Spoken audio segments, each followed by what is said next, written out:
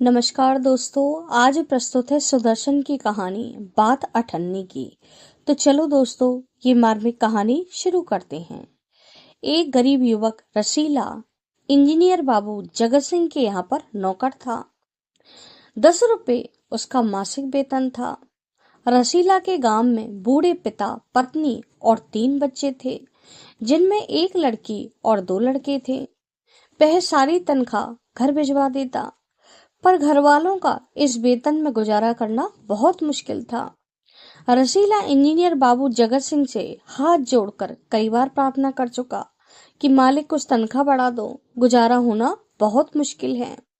जगत सिंह अहंकार में भरकर कह देता, अगर तुम्हें कोई ज्यादा तनख्वाह दे तो वहां चले जाओ, मैं तो तनख्वाह नहीं बढ़ाऊंगा। रसीला सोचता, मैं यहाँ इतने सालों से नौकर हूँ। अमीर लोग नौकरों पर विश्वास नहीं करते, पर बाबू जगत सिंह मुझ पर कितना विश्वास करते हैं। यहाँ से जाऊंगा तो शायद मुझे कोई 11-12 रुपए दे दे, पर इतना विश्वास और आदर न मिलेगा। जिला मजिस्ट्रेट शेख सलीम इंजीनियर बाबू जगत सिंह के बगल में रहते थे। उनका चौकीदार रमजान और रसीला में गहरी मित्रता थी। दोनों घंटों बातें करते। शेख साहब को फलों का शौक था। रमजान अपने हिस्से के फल रसीला को दे देता और बाबू जगत सिंह को मिठाइयों का शौक था, तो रसीला अपने हिस्से की मिठाइयां रमजान को दे देता। एक दिन रसीला बहुत उदास था। रमजान ने जब रसीला को उदास देखा तो पूछा, क्या बात है मित्र, तुम इतनी उदास क्यों हो? रसीला पहले तो बात टालता रहा कि कोई बात नहीं है, परंतु मियां रमजान उसके मन के भाव को भाप गए और उन्होंने कहा कि खाओ मेरी सौगंध, कोई बात नहीं है। रसीला ने जब रमजान की हट को देखा तो वह अपने भावों को रोक न सका। उसकी आंखें भर आईं। बोला, घर से खत आया है, बच्चा बीमार है, मेरे पास रुपया नहीं है। रमजान ने रसीला से कहा, तो तुम मालिक से पेशगी मांग लो। रसीला ने कहा, मैंने मालिक से कहा था, कहते हैं 1 पैसा न दूंगा। रमजान ने ठंडी सांस भरते हुए कहा, 1 मिनट ठहरो मित्र। रमजान अपनी कोठरी में गया और थोड़ी देर बाद उसने कुछ रुपए लाकर रसीला के हाथ में रख दिए। यह देखकर रसीला की आंखें भर आई। सोचने लगा, मैंने बाबू जगत सिंह की कितनी सेवा की, पर मेरे दुख को देखकर उनका हृदय कभी न पसीजा। मियाँ रमजान कितने गरीब हैं, फिर भी उन्होंने मेरे दुख को समझा, मेरा साथ दिया। यह इंसान नहीं, देवता है, ईश्वर इसका भला करे। रसीला ने पैसे अपने गांव भिजवा दिए। उसके बच्चे का उपचार हुआ और बच्चा स्वस्थ हो गया। रसीला ने रमजान का ऋण चुका दिया, केवल अठन्नी उधार थी।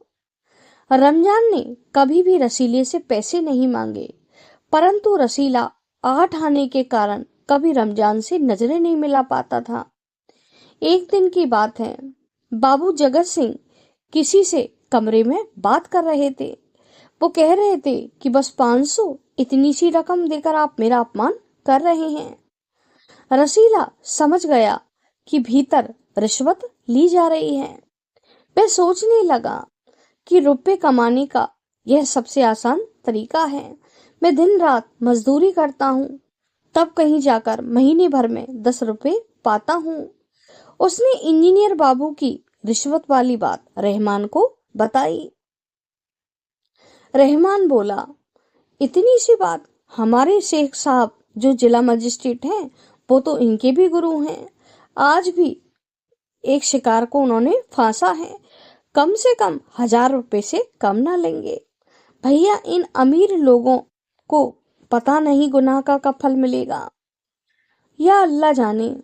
रसीला बोला, उल्टे सीधे काम करके ये लोग कोठियों में रहते हैं और हम परिश्रम करते हैं, फिर भी कुछ नहीं बचता।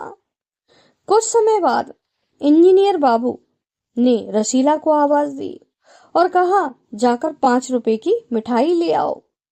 रसीला ने 4.5 रुपए की मिठाई खरीदी और 8 आना रमजान को लौटा दिए और यह समझा कि उसको कर्जे से मुक्ति मिल गई।